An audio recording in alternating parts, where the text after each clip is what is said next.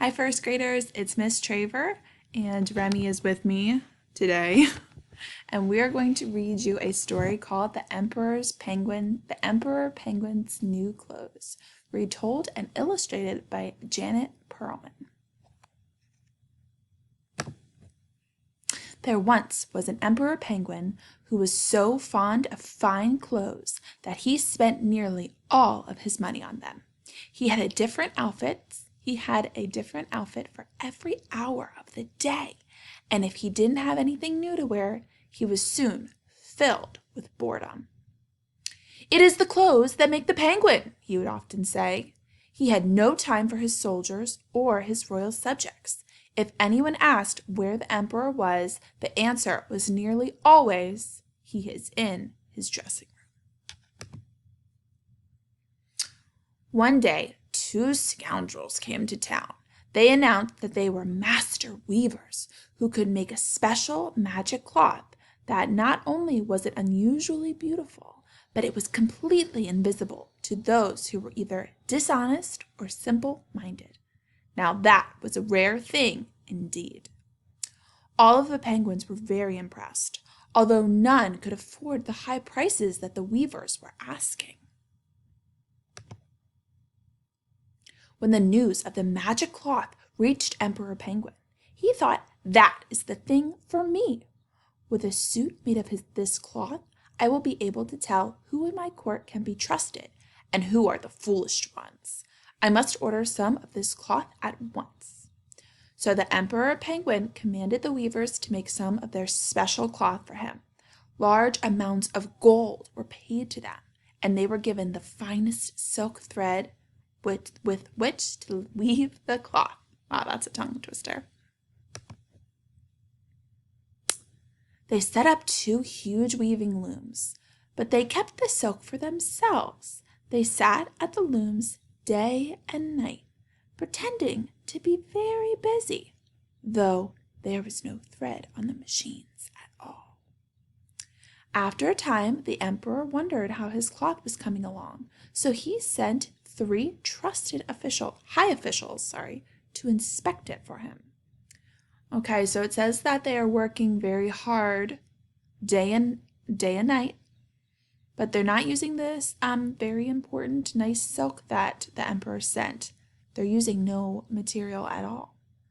So what do you think they're doing? Let's see what happens when the three officials come. The weavers greeted them with much excitement. "See for yourselves," they exclaimed. "The emperor's cloth is the most beautiful we have ever woven."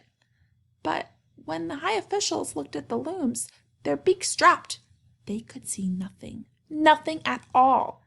The weavers pointed out the fine details, the pattern here, the colors there. The high officials put on their spectacles, which is a fancy word for glasses, but they could not see a single thread. "Is it possible that I am dishonest or simple-minded?" each one of them thought to himself. "Perhaps I am not fit to be a high official. The emperor must never find out." So one of them said, "Marvelous! Such brilliant colors!"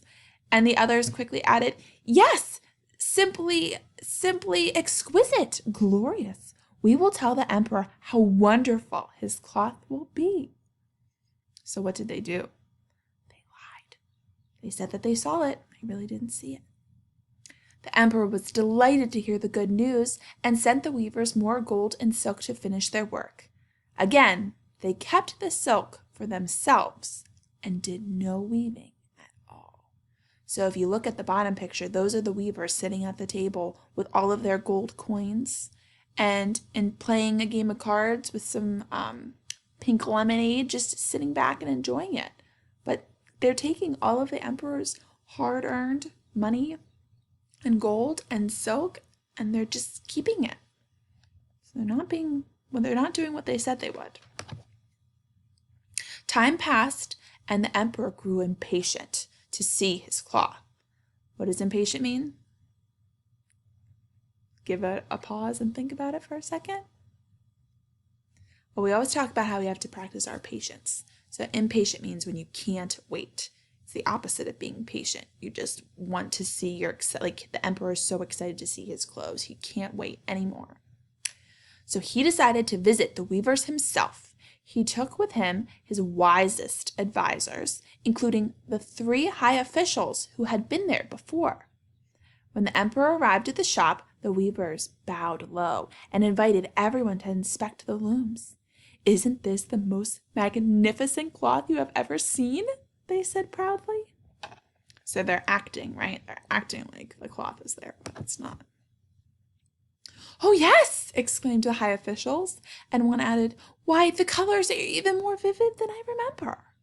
Everyone was speechless. They looked at the looms from every side and underneath as well, but no one could see even the tiniest bit of cloth. The emperor rubbed his eyes in disbelief. "Good heavens," he thought, "if others can see the cloth, why can't I? Am I dishonest or simple-minded? This is terrible. No one must find out." Oh no, poor emperor. Now he's tricked into it too. He thinks he can't see anything, but really there's no cloth there. So he said, "Why, the cloth is splendid. What fine workmanship. Superb." And the others added their praise. "Indeed, how striking the pattern is. Delightful." The emperor immediately ordered that suit and a long trailing cape be made from the cloth. "I will wear my new clothes in the grand parade for all to see," he exclaimed. "A brilliant idea," said the weavers, and they measured him for the suit right then and there. Soon every penguin in the land was talking about the grand parade. Uh-oh. With the days that followed, the weavers could be seen busily cutting the air with their scissors, stitching with empty needles, and pretending to sew on buttons and trim. The night before the parade, they burned extra candles so passerbyers would be sure to see how hard they were working. In the morning, the weavers hurried to the palace and announced, "The emperor's new clothes are ready." "See, here is the jacket," said the one, pretending to hold up the garment. "And here is the cape," said the other. But look at that picture. Do you guys see any clothes on the hangers? No. Uh-oh, what will happen? "Oh dear, I cannot see the clothes," thought the emperor, "but everyone else can, so they must be there." The weavers helped him into the suit piece by piece. "A perfect fit," said one. "The most flattering color," said the other. "Indeed," said the emperor, "these clothes are as light as a feather. Brr, is there a draft in here?" The penguins at the court were full of praise for the emperor's new clothes. The very height of fashion, they raved. Sensational, sheer perfection. Trumpets sounded and the grand parade was underway. Everywhere the penguins crowded the streets, waiting to see the emperor's new clothes. What a magnificent, stately procession it was! First came the soldiers and the marching band in splendid uniforms, followed by dancers and acrobats in colorful costumes. Then came the official penguins of the court in long flowing robes, and at last the emperor. He walked proudly, his beak held high. His royal train bearers pretended to carry the long cape. A hush fell over the crowd as he approached. Uh-oh, they're all about to see his outfit. Everyone stared in amazement. No one could see the emperor's clothes at all, but a few penguins started to cheer and others joined in. No one wanted to be thought of dishonest or simple-minded. "Look at the emperor's new clothes! How magnificent he is!" came the cries of admiration from every side. Everybody waved at the emperor, and the emperor waved back. Suddenly, a small voice rose from the crowd. "But look, the emperor isn't wearing any clothes." Uh-oh. The voice came from a very young penguin. Some of the crowd stopped cheering as the penguin called out louder, "Can't you see? The emperor isn't wearing any clothes at all." Now the emperor heard him too.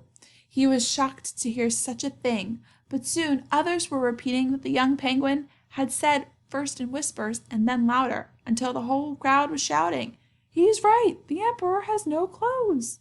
The emperor's beak turned bright red, for he knew it must be true.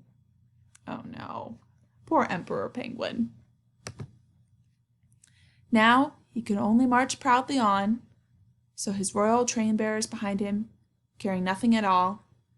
As for the scoundrels, they were never seen in the town again. The end. I hope you guys enjoyed that silly story. Was it fiction or nonfiction? I hope you said fiction because penguins don't really talk and they don't really wear clothes. So it's just a silly story. I hope you guys enjoyed, and I look forward to seeing you guys soon. Bye.